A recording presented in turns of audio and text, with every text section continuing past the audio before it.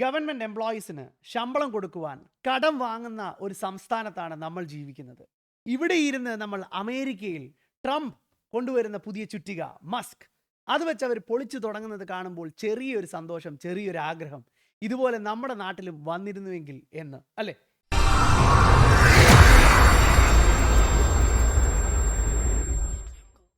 ഏഴായിരത്തി 500 എംപ്ലോയീസ് ഉണ്ടായിരുന്ന Twitter Elon Musk വിലയ്ക്ക് വാങ്ങി 80% ആളുകളെയും പിരിച്ചുവിടുമ്പോൾ ട്വിറ്ററിൽ $221 മില്യൺ നഷ്ടത്തിൽ ഓടിക്കൊണ്ടിരിക്കുന്ന സമയമാണ്.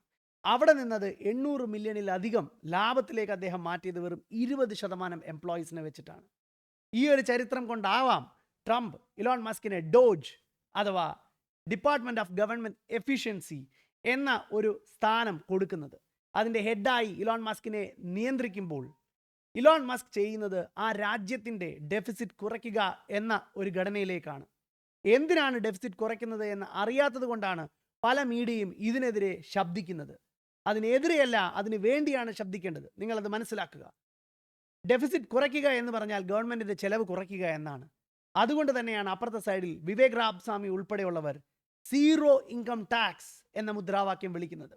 ട്രംപും അതിനെ പൂർണ്ണമായി പിന്തുണയ്ക്കുന്നു. എന്ന് വെച്ചാൽ നിങ്ങൾ വാങ്ങുന്ന ശമ്പളം മുഴുവൻ നിങ്ങൾക്ക് അതിൽ ഗവൺമെൻറ്റിന് കൈയിട്ട് വാരാൻ അവസരമില്ല എന്ന രീതിയിൽ അമേരിക്ക സഞ്ചരിക്കുന്നു. അതിന് അവരുടെ ചെലവുകളെ കുറയ്ക്കണം. അതിനു വേണ്ടിയുള്ള ഏറ്റവും വലിയ നടപടിയായി തന്നെ ഇതിനെ കാണണം. കഴിഞ്ഞ ആഴ്ച നിങ്ങൾ എന്ത് ജോലി ചെയ്തു എന്നുള്ളത് ഒരു ഇമെയിലിൽ 5 ബുള്ളറ്റ് പോയിന്റ്സ് ആയിട്ട് അറിയിക്കാനാണ് മസ്ക് ആവശ്യപ്പെട്ടിരിക്കുന്നത്. ഇതിലെന്താണ് തെറ്റ്? നമ്മളിവിടെയും പല ഗവൺമെൻറ് സ്ഥാപനങ്ങളിലും കയറി ഇറങ്ങി നോക്കുമ്പോൾ ഒരു ഒപ്പ് കിട്ടാൻ വേണ്ടി നമ്മൾ എത്ര നേരം ക്യൂ നിൽക്കണം. അവർ ഈച്ചയാട്ടി വെറുതെ ഇരിക്കുന്ന സമയത്ത് പോലും ആ ഒപ്പിട്ട് തരില്ല. പല സ്ഥാനങ്ങളിലും പിന്നീട് എന്തെങ്കിലും മടക്ക് ചെന്നാലേ ആളുകൾ അനങ്ങുക തന്നെയുള്ളൂ. ഇത് കണ്ട് ശീലിച്ച് നമുക്കത് നോർമലാണ്. പക്ഷേ അമേരിക്കയിൽ ഇനി അത് അങ്ങനെ അല്ല. ആ ഇമെയിലിനൊരു റെസ്പോൺസ് വന്നില്ല എങ്കിൽ അത് നിങ്ങളുടെ വോളണ്ടറി റിട്ടയർമെൻറ്റ് ആയി കണക്കാക്കുന്നു, അപ്പം പിരിച്ചുവിടുന്നു. ഇതുപോലൊരു നയം, ഇതുപോലൊരു മാറ്റം, ഇതുപോലൊരു ഡിപ്പാർട്ട്മെൻറ്റ് നമ്മുടെ ഈ കൊച്ചു കേരളത്തിലും അനിവാര്യമല്ലേ?